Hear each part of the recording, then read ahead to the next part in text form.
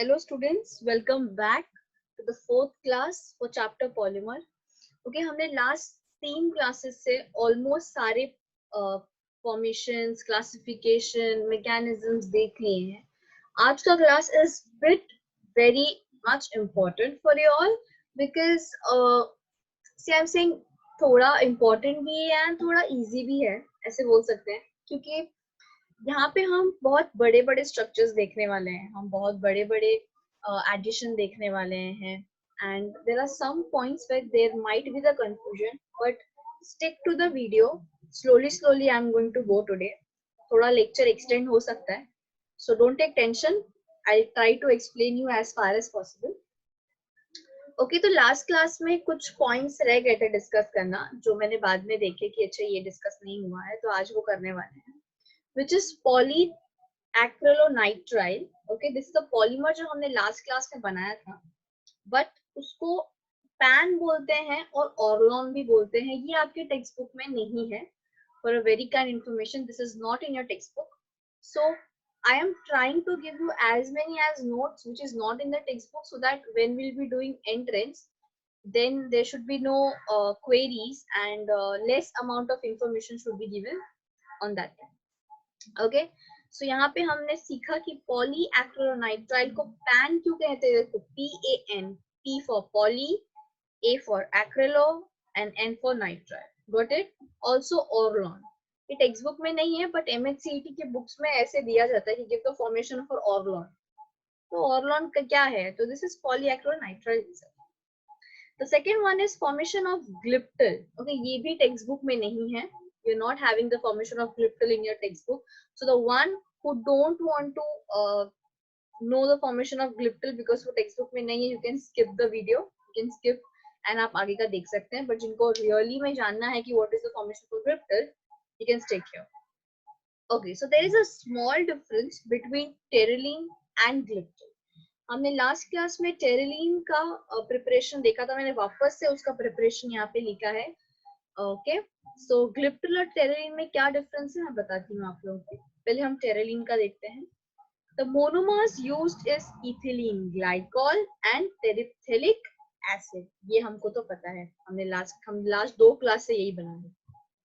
हमें पता है कि इसमें से वाटर मॉलिक्यूल रिलीज होगा.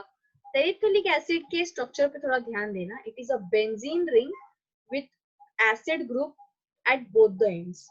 ठीक है. And here it is an ethylene glycol CH2 with OH. Very simple. इसमें से एक वाटर मॉलिक्यूल रिलीज हो रहा है एंड हमें टेरिलीन मिल रहा है. ठीक है, nothing new, we have already studied. But what is formation for glyptal. Okay, the formation for glyptal monomers क्या यूज है. Ethylene glycol plus phthalic acid. ऊपर क्या यूज किया हमने, टेरिप्थेलिक एसिड, और नीचे क्या यूज कर रहे हैं हम, phthalic acid. Now, what is the difference between thalic acid and terephthalic acid? See, this is very important. Terephthalic acid मैंने बताया था, it is a benzene ring with acid group at both the ends. Okay. Now, what is thalic acid? Thalic acid is also the benzene ring with acidic groups, but इसके positions पे देखो. Is there any gap here? कोई भी carbon छोटा alternate है क्या, नहीं, एक के बाद एक है. COH, the next carbon containing COH. This is thalic acid and this is terephthalic acid. I can say they are isomers of each others. Yes, because they are having same structure. Sorry, same molecular formula but different structure, right? So this is thalic acid and this is terephthalic acid. तो हमें glyptal बनाने के लिए क्या चाहिए, thalic acid. Now where the difference comes, let's see. This is ethylene glycol, बराबर है. And यहाँ मैंने थैलिक एसिड बनाया. देखो, बेंजीन रिंग बनाया, एसिडिक ग्रुप डाला मैंने विदाउट लिविंग एनी कार्बन. ठीक है, यहाँ पे कोई कार्बन नहीं है बीच में. अभी देखो, यहाँ से OH और यहाँ से H निकला, वाटर रिलीज हुआ, N वाटर रिलीज होगा, एंड देखो यहाँ और यहाँ से भी एक H जाएगा ना, अगर बहुत सारे मोनोमर्स होंगे तो. देखो O, CH2, CH2,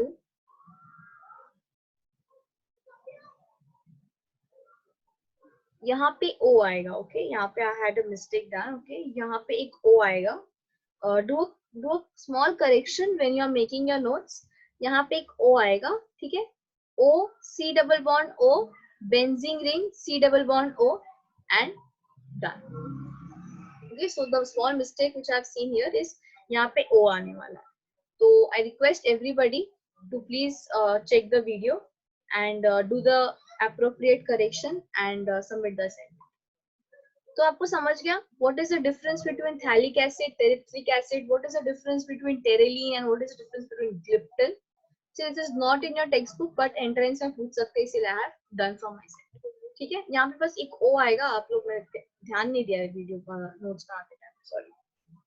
okay, so यहाँ तक क्लियर है. So this was all about last class में जो हमने मिस किया.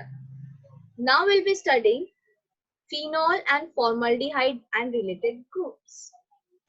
Okay, number 1 points, they are also called formaldehyde resins.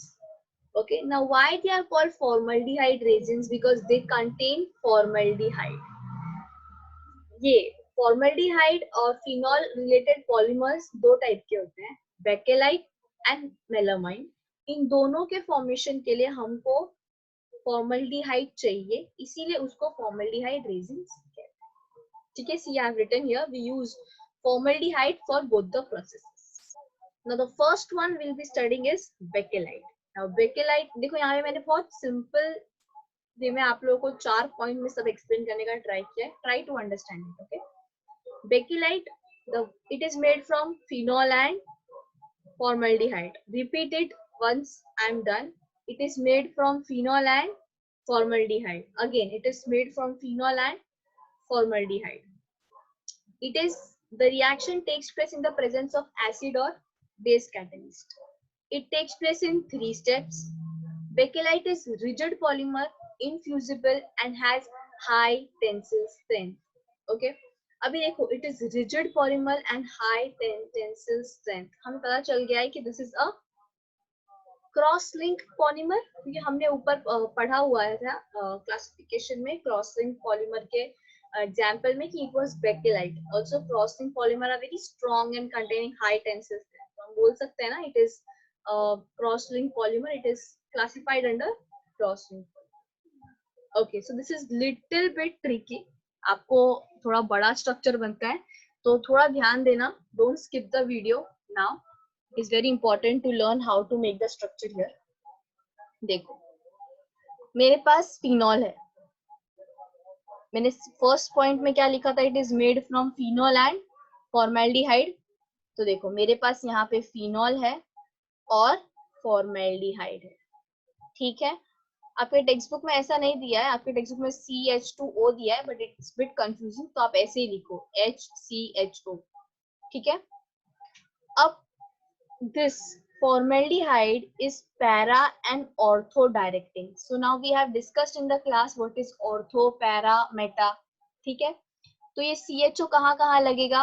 Ortho para पे लगेगा, ऑर्थो और पैरा पोजीशन पे लगेगा. So this is ortho and this is para. तो देखो, जब रिएक्शन होगा स्टेप 1 में, तो यहाँ पे this is ortho position, this is also ortho position, but देखो यहाँ पे पैरा पोजिशन पे भी लगा है. और यहाँ थर्ड स्ट्रक्चर में दोनों, सी वी हैव 2 ऑर्थोस ना here and 1 para. All the ortho and para position are occupied by CHO. अभी ध्यान से देखना, दिस वाज CH2O. यहाँ पे एक हाइड्रोजन होगा, उसके साथ कंबाइन हो गया तो CH2OH बन जाएगा, क्योंकि यहाँ पे एक हाइड्रोजन को रिप्लेस करेगा ना वो, तो वो हाइड्रोजन O ले लेगा एंड CH2OH बन जाएगा. ठीक है, क्लियर है यहाँ तक? तो देखो, एक स्ट्रक्चर, 2 स्ट्रक्चर, 3 स्ट्रक्चर. अब ये तीनों स्ट्रक्चर हमारे मिक्सचर में घूम रहे हैं. First step complete. Come to the second step. This is tricky, understand carefully. अब देखो, मेरे पास n molecule of this structure होंगे, जहां पे फिनॉल पे formaldehyde got attacked on ortho position. ठीक है, ओनली ऑर्थो पोजीशन. ठीक है, अब देखो यहाँ पे क्या हो रहा है, n number of H2O release होंगे. कैसे? मैंने यहाँ पे रिएक्शन दिया हुआ है, बट मैंने एक्सप्लेनेशन यहाँ नीचे दिया हुआ है. तो देखो यहाँ पे समझो मैंने ये फिनॉल को ऐसे स्प्लिट किया है, यहाँ पे हाइड्रोजन होगा ना इसके इस पोजीशन पे। समझो यहाँ पे मेरे पास दो ऐसे स्ट्रक्चर है, स्ट्रक्चर 1, स्ट्रक्चर 2। तो देखो ये CH2OH of structure 1 and H of structure 2 water molecule release करेंगे, ठीक है। और क्या बनाएंगे, देखो CH2 का ब्रिज बनाएंगे। क्या बनाएंगे, CH2 का ब्रिज। ध्यान दो, वापस से बता रही हूँ, मेरे पास फिनॉल था, फॉर्मल्डिहाइड ने अटैक किया ऑर्थो पोजीशन। ऐसे बहुत सारे मॉलिक्यूल एक साथ लिखी है मैंने, समझो मैंने यहाँ पे दो मॉलिक्यूल लिखे हैं, ठीक है। इसका CH2OH और यहाँ का H, दूसरे साइड का ऑर्थो पोजीशन का H, H2O रिलीज हो जाएगा और ये CH2 यहाँ आके अटैच हो जाएगा। हो गया अटैच, बराबर है।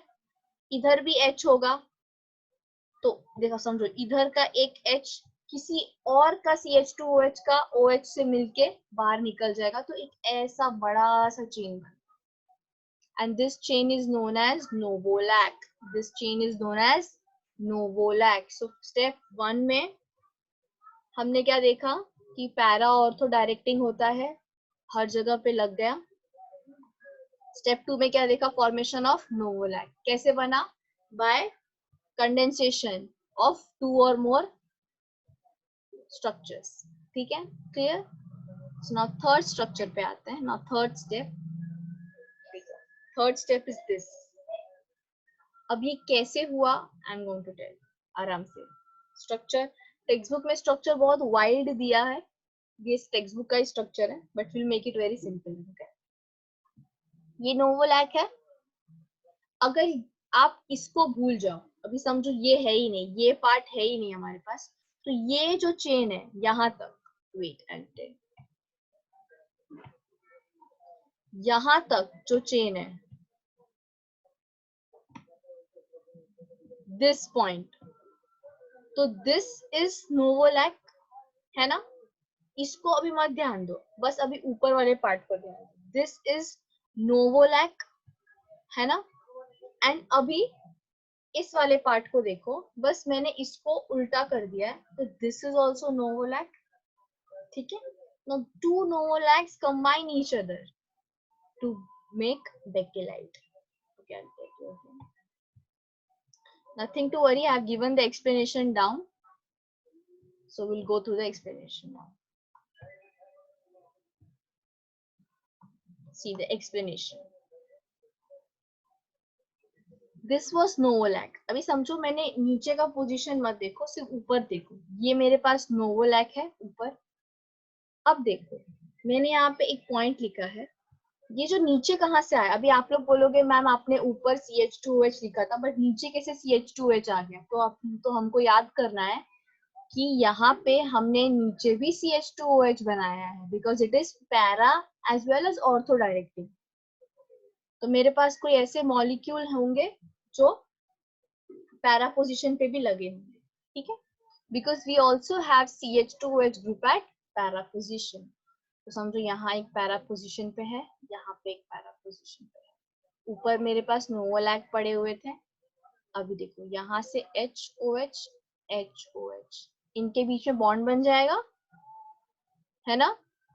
अगर ये दोनों निकल जाएगा तो CH2 बीच में आ जाएगा, CH2 बीच में आ जाएगा, same is the structure here, है ना। समझो इधर CH2OH और इधर H था, दोनों निकल गया, है ना।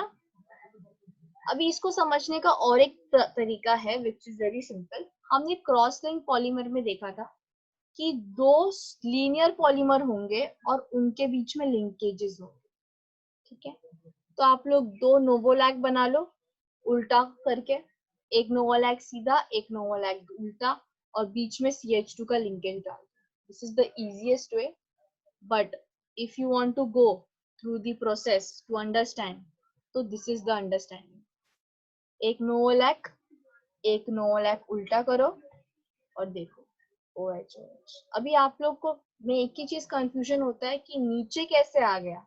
तो नीचे कैसे आया, मैं बार बार यहाँ पे इसमें मैंने रेड में से अच्छे से लिखा है कि because we also have CH2OH group at para position, तो इसीलिए पैरा पोजिशन पे मैंने वो बनाया है, एंड वहां से मैं वाटर मॉलिक्यूल रिलीज कर and this is Bakelite.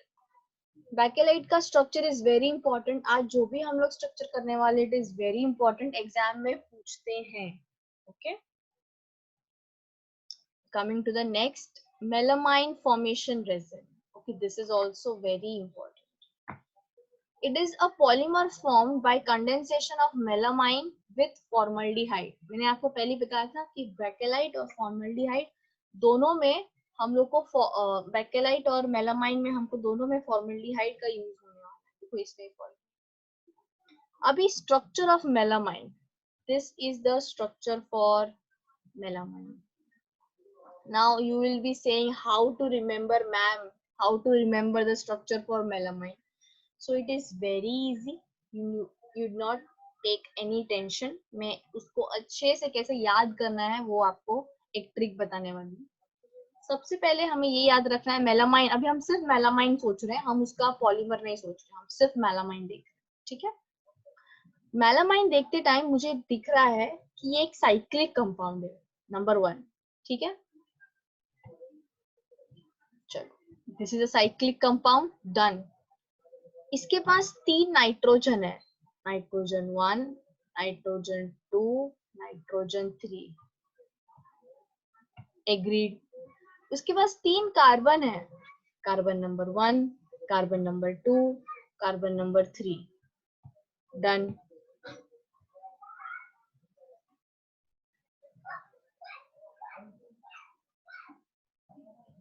And उसके पास 3 अमाइंस है। ठीक है, 1, 2, 3, डन। तो ये 4 चीजें हमें अच्छे से ध्यान रखनी है, विच इज साइक्लिक कंपाउंड है, 3 नाइट्रोजन है, 3 कार्बन है और 3 अमाइन है। ठीक है, अभी हम इसको देखते हैं कैसे स्ट्रक्चर को याद करना है।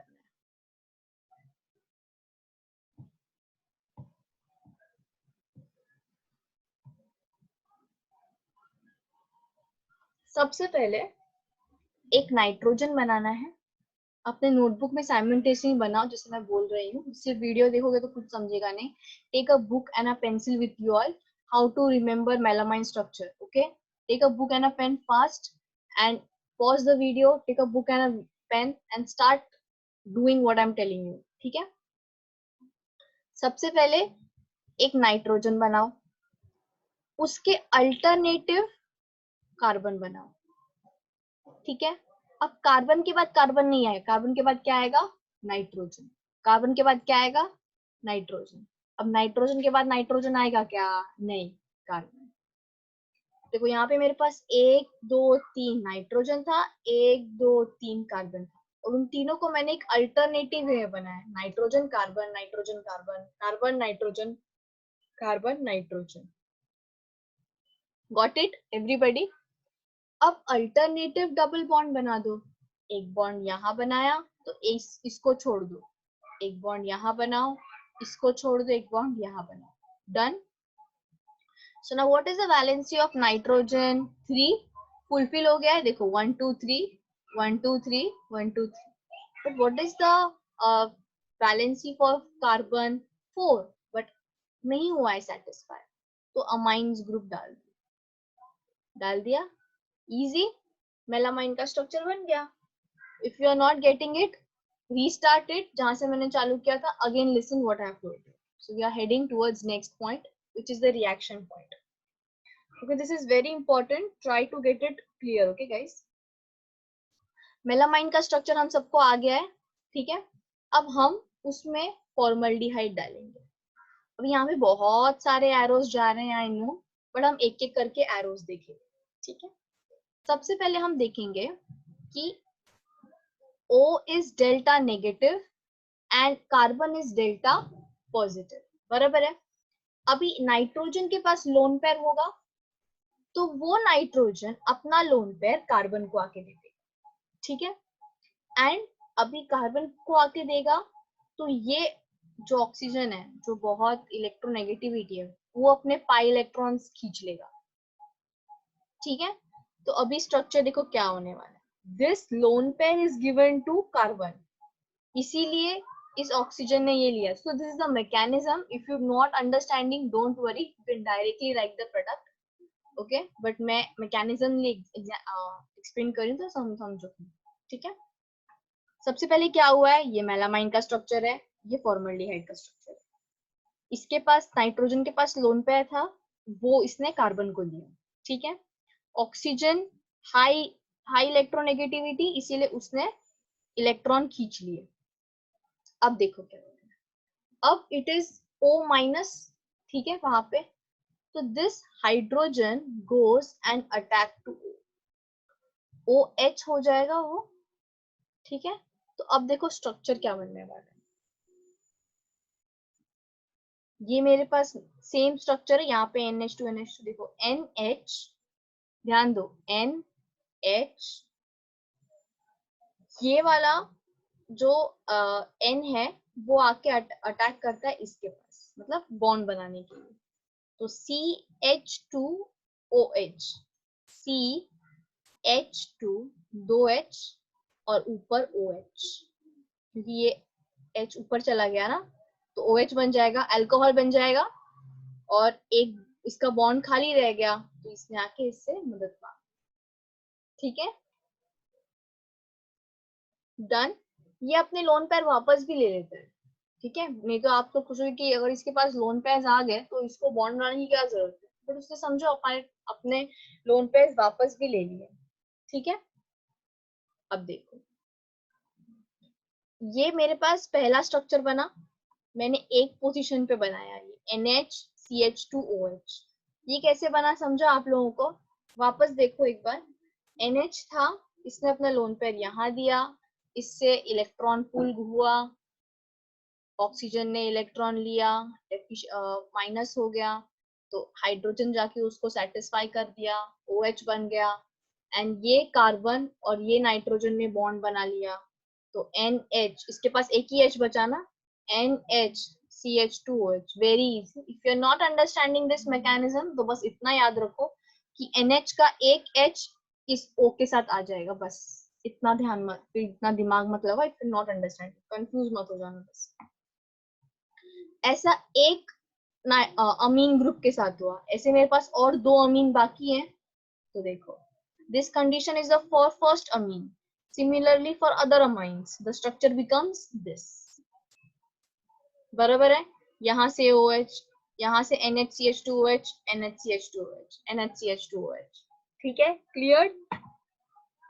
When this goes into polymerization, there is N water molecule release. अभी कैसे होगा ये देखो, समझो यहाँ पे और एक मॉलिक्यूल होगा सेम इसके ऐसा, तो ये OH देगा और वो H देगा, है ना, हर जगह से OH रिलीज हो जाएगा, एंड हमारे पास ये प्रोडक्ट बनता है. डायरेक्ट रट्टा मत मारना please, I am telling you again. Try to understand it from step 1. पहले इसका स्ट्रक्चर बनाना सीखो, उसके बाद एकदम पूरा स्ट्रक्चर बनाना सीख लिया, उसके बाद स्टेप 1 पे ध्यान दो कि कैसे NHCH2OH एक पे लग रहा है, फिर कैसे वो सब पे लगेगा, एंड कैसे OH ग्रुप रिलीज हो जाएगा हर NHCH2OH से. सिंपल है, कोई आपको इतना मैकेनिज्म नहीं पूछने वाला एग्जाम में, टेक्स्ट बुक में तो दिया भी नहीं है आई गेस, डायरेक्टली आपको इंटरमीडिएट बना के दे दिया है.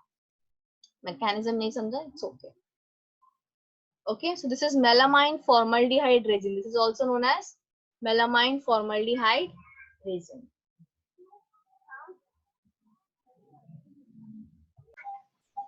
So हम लोग ने सारा phenol, formaldehyde and related polymers देख लिया है.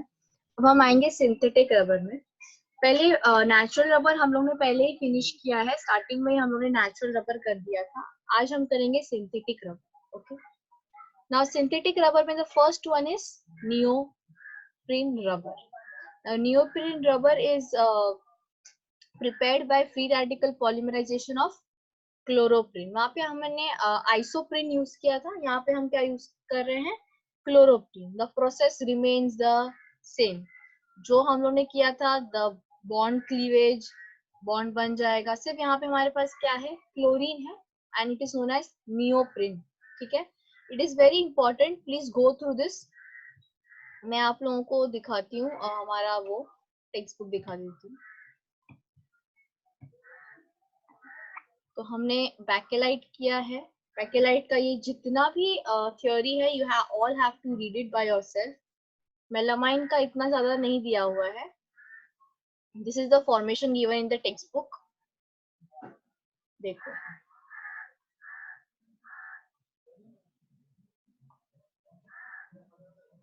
नियोप्रिन भी इतना नहीं दिया हुआ है, बहुत शॉर्ट में दिया हुआ है। बट नियोप्रिन में एक नया चीज दिया है, which is vulcanization of neoprene, which is something new. So this is the neoprene structure first line में, एंड दूसरी लाइन में also it is a neoprene structure. Now what we are doing, we are taking MgO. What we are taking? MgO, which is magnesium oxide. तो magnesium oxide क्या करेगा? Magnesium Cl2, ये जो दो Cl है ना, उसको निकालेगा और O बीच में लगा देगा। देखो ये नोट्स में नहीं है, बिकॉज ये बहुत इजी है, टेक्स्ट बुक से आसानी समझ रहा है, इसलिए मैंने उसके नोट्स नहीं बनाए, but you have to study by the text book. Same with this process, MgO डाला था मैंने, MgCl2 निकाल दिया और बीच में मैंने O लगा दिया, बन गया। वैल्कनाइजेशन से क्या होता है, हमने पढ़ा है ना लास्ट क्लास में कि vulcanization makes the rubber more stiff by making it a cross link polymer. जैसे हमने पहले ही पढ़ा है कि cross link polymers are stronger than linear polymer और इलास्टिक पॉलीमर। तो ये लीनियर पॉलीमर्स थे, और ब्रांच पॉलीमर्स बोल सकते हैं, बिकॉज यहाँ पे क्लोरीन नीचे है। अब ये क्या हो गया है, दो लीनियर पॉलीमर्स, एंड उसके बीच में देखो, मैं तुम लोग को बताया था, ये एक लीनियर पॉलीमर, ये दूसरा लीनियर पॉलीमर, उनके बीच में लिंकेजेस हो रहे हैं। सो this is cross link polymer, समझ रहा है? तो देखो ना, ये दो लीनियर पॉलीमर्स थे और उसके बीच में मैंने O का लिंकेज लगाया है, तो it has become now a cross link polymer. Vulcanization हो गया ना, स्ट्रॉन्ग हो गया नियोप्रिन हमारा। बस टेक्स्ट बुक में नियोप्रिन के बारे में इतना ही दिया हुआ है। यहाँ ऊपर नियोप्रिन का वो दिया हुआ है, कैसे फॉर्मेशन होता है, एंड देन दैट्स इट। आते हैं हमारे नोट्स की तरफ। तो हमने पहला नियोप्रिन रबर फिनिश किया है। The second one is Buna S. Okay, now this is very important. Maximum question papers में ये आता ही आता है, so ध्यान से देखना। अभी तक जितने भी रबर हमने बनाए हैं, which is आइसोप्रिन, नियोप्रिन, जो भी रबर्स हमने यूज किए, तो उसमें all that was a homopolymer. अब जो हम बनाने वाले हैं, it is a copolymer. Homopolymer क्यों बोला इसको? क्योंकि ये एक ही मोनोमर से हम बहुत सारा बना रहे हैं ना। बट अभी यहाँ देखो, कोपॉलीमर में क्या होगा, इट इटसेल्फ से कि यहाँ पे एक से ज्यादा मोनोमर हम लोग यूज करने वाले हैं, ठीक है। अभी हम कौन से मोनोमर यूज करने वाले हैं, वो हमें इससे पता चलेगा, बूना एस से। बूना एस का बू स्टैंड्स फॉर 1,3 ब्यूटाडाइन। अब ये हमने किया हुआ है 1,3 ब्यूटाडाइन। ये हम लोगों ने स्ट्रक्चर बनाते हैं ना, हम आइसोप्रिन नियोप्रिन के में भी बनाते हैं ना स्ट्रक्चर, सिर्फ हम उसमें मिथाइल और क्लोरीन ग्रुप ऐड करते हैं तो वो नियोप्रिन और आइसोप्रिन बन जाता है। बट अगर वो सब हटा दो तो it is 1,3 butadiene. Na stands for sodium, S stand for स्टेरीन, ठीक है। अब देखो, हमेशा याद रखना, बूना एस बोले तो एस फॉर स्टेरीन, तो स्टेरीन का इज द बेस्ट मोनोमर। हाँ, also this reaction takes place in the presence of peroxide as a catalyst. Okay, अभी देखो, what is स्टेरीन का structure? Okay, this is very important. स्टेरीन के स्ट्रक्चर में हमको एक बेंजीन रिंग बनाना है यहाँ पे, with CH double bond CH2, एक इथिलीन ग्रुप डालना है बेंजीन के ऊपर, बस। समझ गई बात? अब the most important thing is this rubber is obtained, the rubber obtained is also called as styrene butadiene rubber, SBR. What is also known as SBR? Text book में दिया हुआ है SBR, I don't know full form दिया है कि नहीं, but ये देख लो, it is styrene butadiene rubber. So Buna S भी बोलते हैं इसको, बूना एस क्यों बोलते हैं? Bu for butadiene, N for sodium and S for styrene. Also this rubber is known as styrene butadiene rubber. अब इसका फॉर्मेशन देखते हैं। Formation is again very simple, जो हम करते हैं दो चीजों को एक साथ जोड़ देना है, हम वही करने वाले हैं। ये मेरे पास है ब्यूटाडाइन, देखो 1 2 3 4 4 कार्बन है मेरे पास। 1,3 ब्यूटाडाइन मतलब 1 पोजीशन पे और 3 पोजीशन पे डबल बॉन्ड होना चाहिए, 1 पोजीशन पे और 3 पोजीशन। डन। अब देखो यहाँ पे क्या हो रहा है, मेरे पास एक स्टेरीन है, स्टाइरीन, स्टाइरीन का भी फिजन होगा, इसका भी फिजन होगा, ठीक है। ये बॉन्ड ब्रेक इधर होगा, ये बॉन्ड ब्रेक इधर होगा, यहाँ पे मुझे एक बॉन्ड मिल जाएगा, यहाँ पे मुझे एक बॉन्ड मिल जाएगा, बराबर है। अब यहाँ पे भी डबल बॉन्ड है, मतलब यहाँ पे भी क्लीवेज होने वाला है, ठीक है, बॉन्ड क्लीवेज हो गया। अब देखो यहाँ पे जो बॉन्ड है और ये जो बॉन्ड है वो आपस में मिल जाए, बस इन लोगों को इन दोनों को ना पहले बॉन्ड क्लीवेज करवाना है और फिर जोड़ देना है, एज सिंपल। अब ध्यान देना मैं क्या बोल रही हूँ। ये CH2, ये CH2, बॉन्ड क्लीवेज हो गया, ये CH2, ये CH2, यहाँ पे डबल बॉन्ड लग जाएगा due to satisfying of valencies, double bond लग गया। ये CH, ये CH, ये CH2, ये CH2। अब इस CH2 ने जो बॉन्ड बनाया था यहाँ पे और इसने जो यहाँ पे बॉन्ड बनाया था, वो दोनों को मैंने जोड़ दिया है, मैंने ये लोग को जोड़ दिया। देखो यहाँ पे CH बॉन्ड क्लीवेज हो चुका है, CH2 बॉन्ड क्लीवेज हो चुका है, CH2, और CH पे क्या लगा है? बेंजीन। कुछ नहीं करना है, हमने पहले भी जैसे करते आए हैं, बॉन्ड क्लीवेज से हम लोग खोल देते हैं ना रिंग, उस रिंग को खोलना है और बाजू वाले मोनोमर को अटैच कर देना है। That's it, this is buna S, this is very important guys, ठीक है।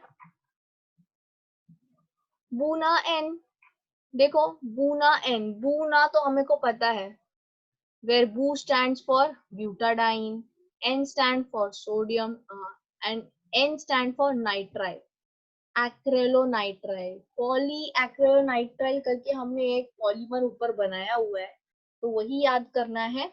Nitrile is acrylonitrile here. It is also known as NBR.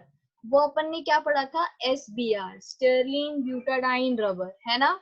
इधर अपन ने क्या पढ़ा था? Styrene butadiene rubber, which was SBR, और बूना एन क्या होता है? NBR, nitrile butadiene rubber. Easy है, आप लोग नोट डाउन कर लेना, अच्छे से सर्कल बना के उसको याद करना, because this is very important. As soon as lockdown finishes, we'll be revising it and I'll be taking a small viva, because ये छोटी छोटी चीजें आपको याद होनी ही चाहिए, ठीक है, तो याद रखना आप लोग। It is also known as acrylonitrile butadiene rubber, है ना। नाइट्राइल को मैंने चिन्ह दे क्या डाल दिया? acrylonitrile. It is again a copolymer. चलो रिएक्शन देखते हैं। रिएक्शन में हमने क्या देख रहे हैं? Same butadiene 1,3 butadiene plus acrylonitrile. Acrylonitrile मैंने आप लोगों को बताया है, इट इज CH2CH हम इथीन में एक CN ऐड कर रहे हैं, which is a cyanide group, that's it. Polymerization में जाएगा, सेम प्रोसेस होगा, बॉन्ड क्लीवेज, इधर से बॉन्ड क्लीवेज, और ये दोनों प्रोडक्ट एक साथ मिल जाएंगे, तो हमें हमारा बूना N मिल जाए। This was all for today's lecture. I don't think कुछ भी मैंने ऐसा मिस कर दिया है आज, तो भी एक बार टेक्स्ट बुक से देख लेते हैं। Buna S is an elastomer which is a copolymer of styrene with buna butadiene. Okay, SBR देखो यहाँ पे दिया था, its trade name is SBR. Okay, action of sodium, देखो सोडियम का मेंशन भी किया हुआ है, it is a vulcanized with sulfur. Buna S को बाद में हम सल्फर से वैल्कनाइज्ड भी कर लेते हैं। ओके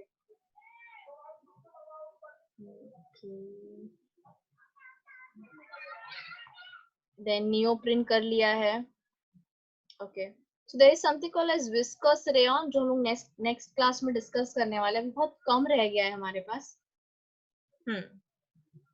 और बायोडिग्रेडेबल के दो रिएक्शंस है वो लास्ट क्लास में नेक्स्ट क्लास में डिस्कस कर लेंगे, और एक विस्कस और ये मॉलिक्यूलर मास, ये बहुत इजी है बट लेक्चर बहुत एक्सटेंड हो जाएगा, इसलिए ऑलरेडी आज हम लोगों ने बहुत कुछ किया हुआ है, तो यही क्लास को एंड करती हूँ मैं। सो आज जो जो किया है एक बार रिवाइज कर लेना अच्छे से, and there will be a test soon, आज तक के लेक्चर तक का। It's MCQ test, a very easy MCQ test I would say. इतना ज्यादा हाई फाई क्वेश्चन नहीं पूछा है, दिमाग लगाने वाला क्वेश्चन नहीं पूछा है, डायरेक्ट क्वेश्चन है। I hope you will do it well. देख लेना आज के जितने भी हमने फॉर्मेशन किया, it is very important, bakelite हो, मेलामाइन हो, बूना एस, बूना एन, बस इतना ही किए हमने आज, but all are very important. Okay, so I'm ending the lecture here. I hope you all are cleared with the today's class. So meet you in the next class and start studying, because you'll be having a small test. Okay, MCQ test, online MCQ test. Okay guys, all the best and keep learning, be safe. Okay, thank you.